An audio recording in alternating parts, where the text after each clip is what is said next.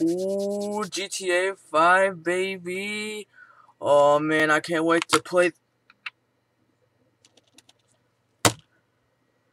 Oh no, I don't play you anymore. There's only one way to end this. For all that's good and holy. Die, you foul demon!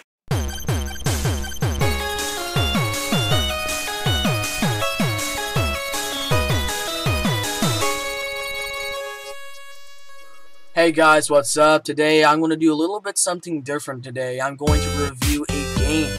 Now, it's pretty odd to see a game review on our channel. Normally you would see speed drawings or drawing tutorials if you're a viewer of mine.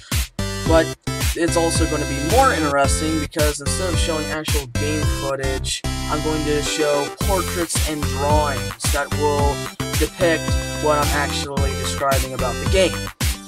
You'll see what I mean in a little bit, but this is how all my game reviews will be, and yes, I'm going to do more of these in the future, so if you like this one, look forward to one in the future.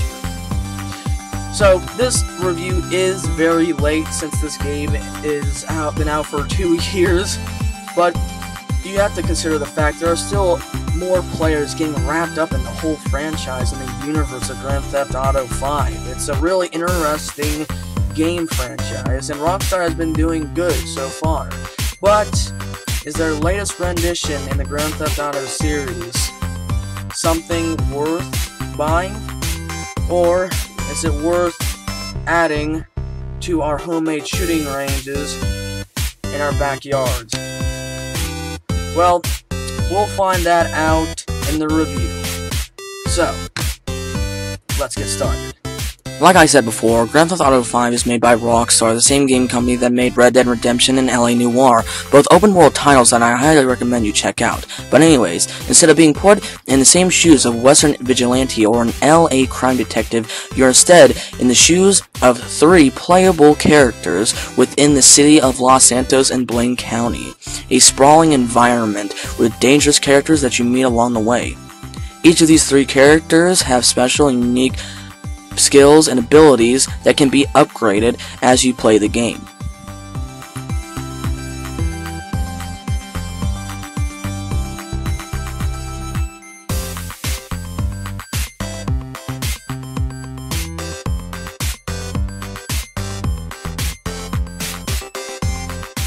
First character is Michael DeSanta. This guy is a retired bank robber that is now living the life in Los Santos, or what it seems. This guy actually misses what he used to do, which is sticking up joints, and he actually gets back into it, and that's where the heists come into play. He also meets up with the characters, and one of the characters is an old acquaintance of his that he left behind in his terrible dark past. But anyways, I'm not going to spoil too much of the story for you since it's well planned out in this game. But anyways, Michael has this special ability that can slow down time like the bullet time mechanic in Max Payne 3. This is very effective in engagements, and you can also use it in missions as well.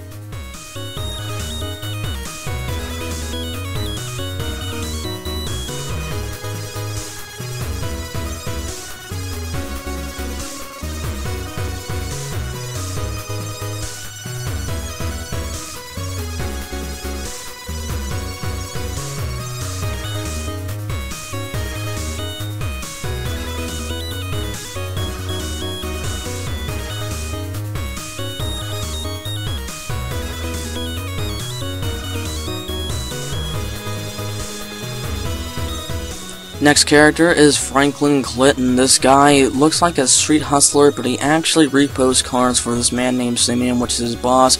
But as soon as you meet Michael, things go horribly wrong for this character, and Franklin actually teams up with Michael to do these various heists with him.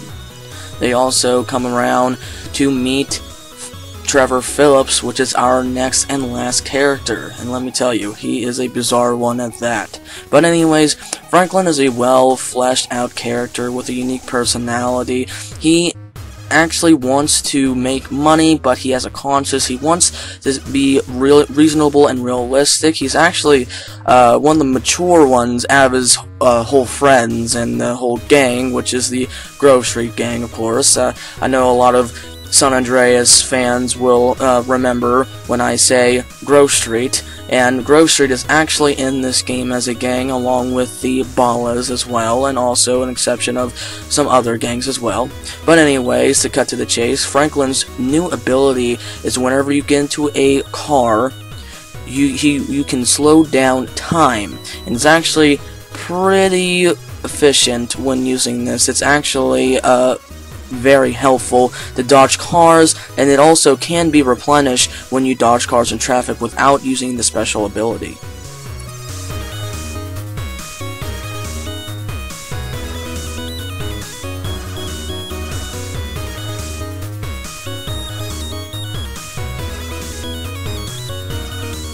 Last character, and our most deranged character, is of course Trevor Phillips. This guy has to be one of my favorite characters out of the trio.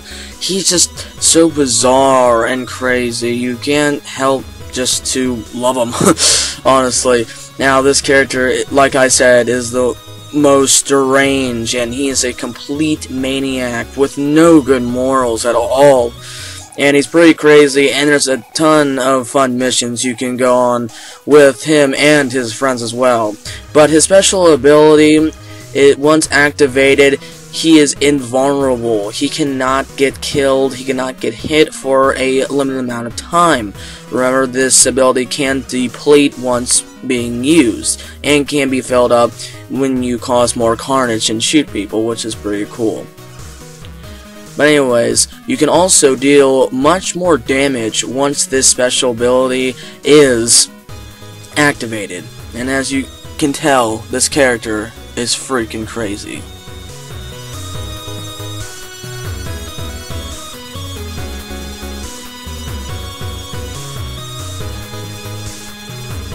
Overall, these characters are complete badasses. They have unique personalities that even make them more interesting. Like any good characters, they are extremely well voice acted. Who's your favorite character? Comment in the comments list below. A new feature that Rockstar added for the next-gen platforms, including PC, is first-person mode, which is a awesome mode. They actually really did good on the graphics when you go into first-person mode, and when you jump out of a car in first-person, it actually feels like you're jumping out of the car. It's a really good experience, and you can fly planes, drive cars in first-person. Sadly, there really isn't this first-person view for the tank when you go inside it, but hey, I guess it's not that big of a deal. But anyways, first-person mode is something to check out, definitely.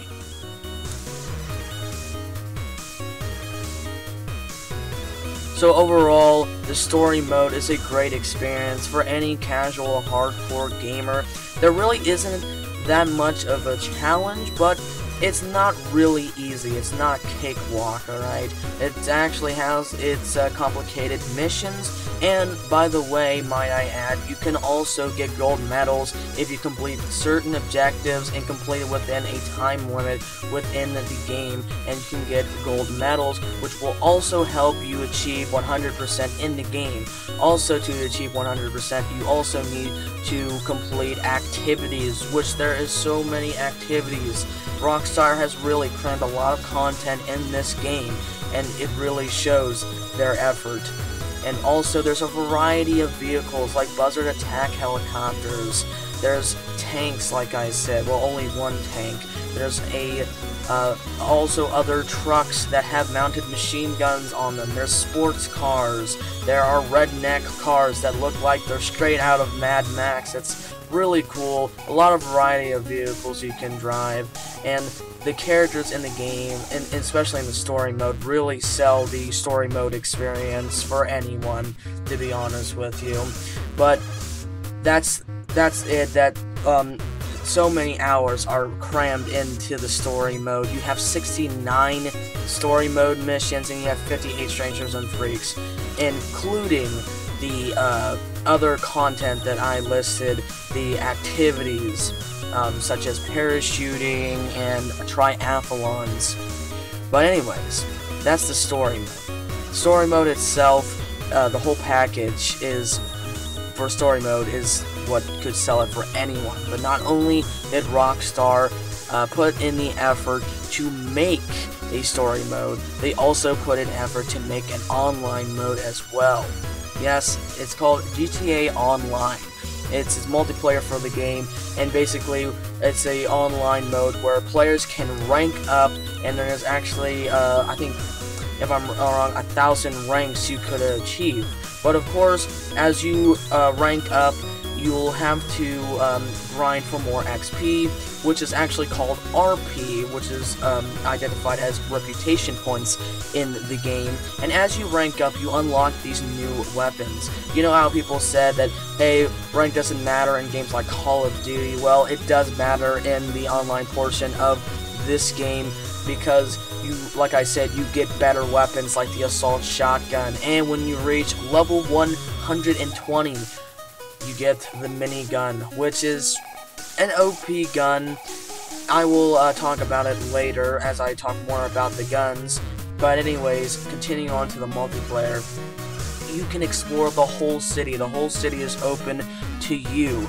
The Blaine County you can explore, the whole city you can explore. Sadly, there really isn't too many interiors, but thanks to the Heist DLC, you can now explore a cop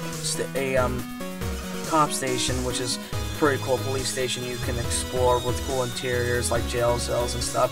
If only there were more interiors in the game, it would just enhance the open world flavor and detail. It would make it more in-depth than it already is. But hey, you also have other modes that will keep you busy, such as Team Deathmatch, which has some varieties to it. You have Last Team Standing, which is kind of like a search and destroy, except not blowing up anything. And you also have parachuting and other pastime hobbies you have in the story mode. They're also in here, except for hunting, because there's no animals, and except for triathlon, which I don't know why they couldn't add that in there. That would be a cool addition. Maybe they could add it in the next DLC update. Who knows? But may I also remind you that the DLC is free.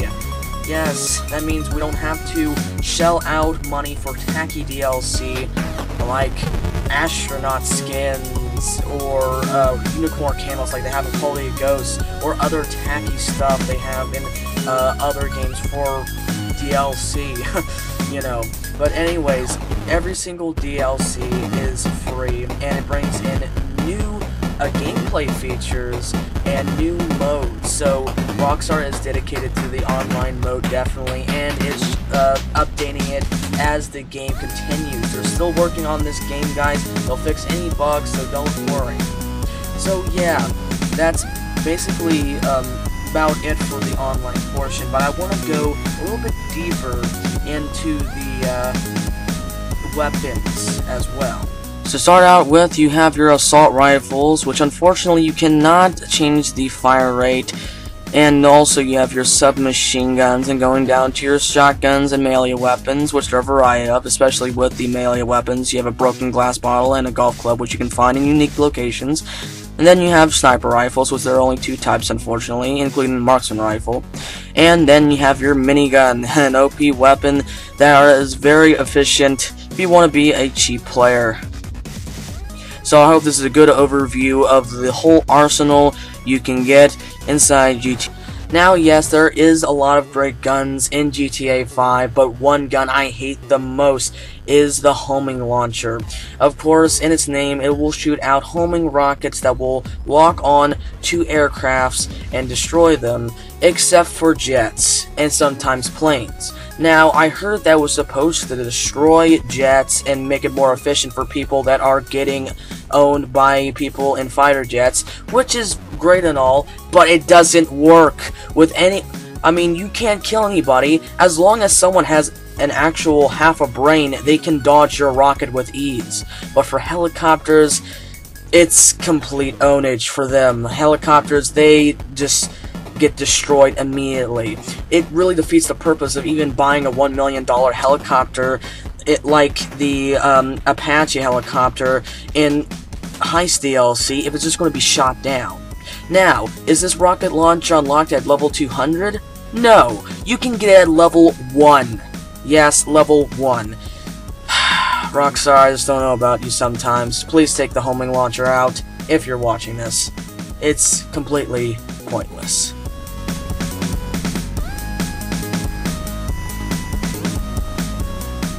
One more thing to add about the weapons in the game is that you can purchase attachments like grips, scopes, extended mags, and suppressors, which is a big addition to this game. I actually wish that GTA 4 had suppressors in it, but thanks to mods there already are suppressors in the game.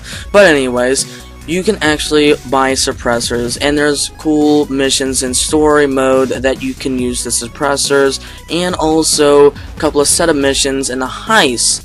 Example is the Humane Labs, which you have to kill every single one stealth, and it's pretty cool and intense. But here's my problem with the suppressors. They're not properly utilized in free roam. You can kill a hobo in an alleyway with no one around, but the police will immediately be aware, and it's really dumb, and I don't like how the suppressors are utilized at all, and especially in online missions. In online missions, you can shoot someone with an unsuppressed gun and no one will be aware of, but if I shoot someone with a suppressed gun, people will be automatically aware of. It doesn't make sense, and it's not realistic at all whatsoever. There's really not much point to the suppressors other than to make your gun look and sound cool. They're pretty much useless in my opinion. But hey, you can add suppressors to every single gun in the game except for explosives, and unfortunately the minigun. I wish there was mini suppressors you could put on the minigun. It would be stupid, but hey, it would be funny nonetheless.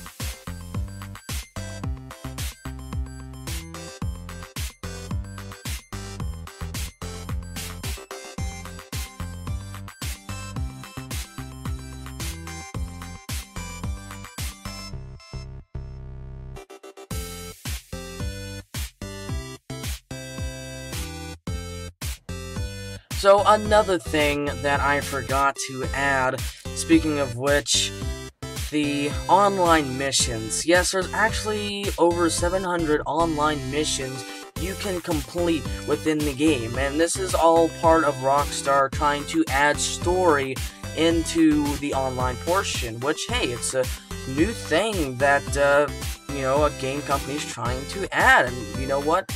I'm all for it. I love, you know, game developers trying to add something different to multiplayer, not just, you know, all this running and gunning and just completing objectives and ranking up. It's actually trying to develop a good story here. But they fail. They fail hard, which is understandable. I mean, it's their first time doing it. Hopefully in GTA 6 they'll improve it. But oh my god, the online missions are tedious and boring. And to make the most money, you're going to have to play it on hard difficulty. And yes, there are difficulties you can play it on. And hard difficulty will give you the most reputation points, arcade, and will give you the most cash. But the enemies feel like they are injected with steroids. They literally have aimbot and can shoot you a mile away. Especially on Rooftop Rumble, where you have to kill a group of suited people that are called professionals equipped with assault rifles. It doesn't sound so bad, but they literally will kill you in one blast of their assault rifles on hard difficulty. It feels like they're in steroids, and it's very frustrating if you're playing alone. And other missions just seem ridiculous, like infiltrating a military base, which for some reason they allowed you to actually do alone. You have to destroy these jets, and it's really frustrating to do alone. Oh my god. But the enemies in the game, like I said, they're like aimbots, and I know they're AI, but they're too aggressive, especially the police in the game. And yeah, the police are very aggressive in the game, and they will not get off your ass. And hey, this is improving AI from GTA 4's cops. I mean, they were but thankfully they are improved. But with the AI and the enemies, they're just too aggressive and too brutal sometimes. Well, actually, all the time if you can. But another thing I want to add in when you play the missions, for some reason, when I'm on top of a cliff, aim my sniper rifle at an enemy, they'll know automatically where I am, look at me, and start engaging.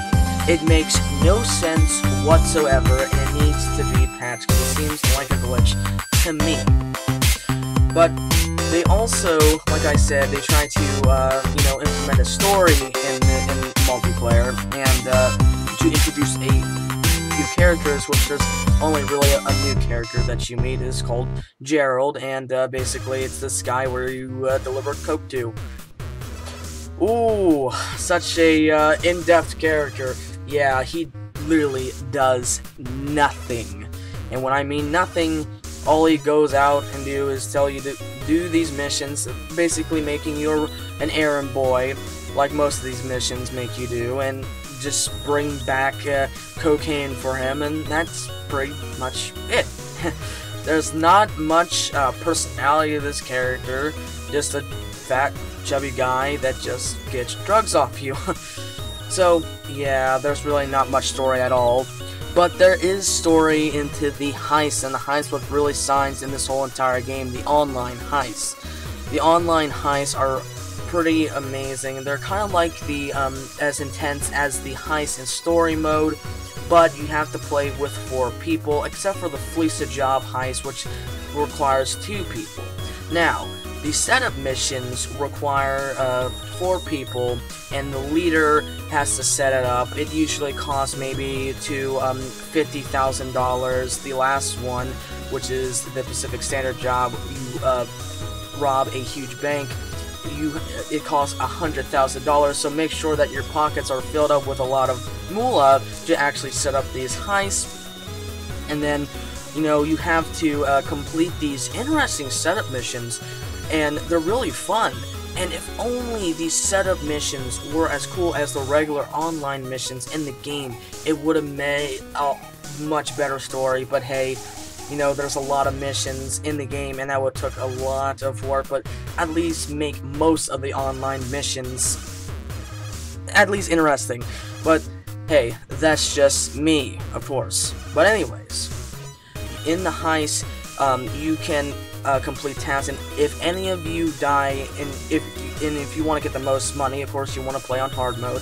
And you play on hard mode, and if one of you dies, the whole mission is over, and you'll either have to restart from the beginning, or you have to restart from a selected checkpoint, which is very relieving.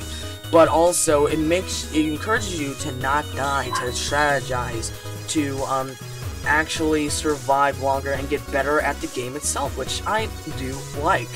But here's the thing, you absolutely need 4 people, and it's kind of hard to get a full group of 4 to actually, play with you, and especially randoms. You might have trolls like I had in some of my games, and then you always will have that guy that will screw up the objective, and you'll get mad at, and hey, you can't really blame him. But once you get the heist setup missions, there's like 5 in total, and once you get those done, the heists, the actual heists, are really fun. You go to, breaking some guy, a Russian scientist out of a prison, and you raid the Humane Labs, which is a science lab in the game. You will get introduced to it once you play the game. And there's also the bank heist, like I said, and a nice little drug heist with Trevor here, and it's really cool.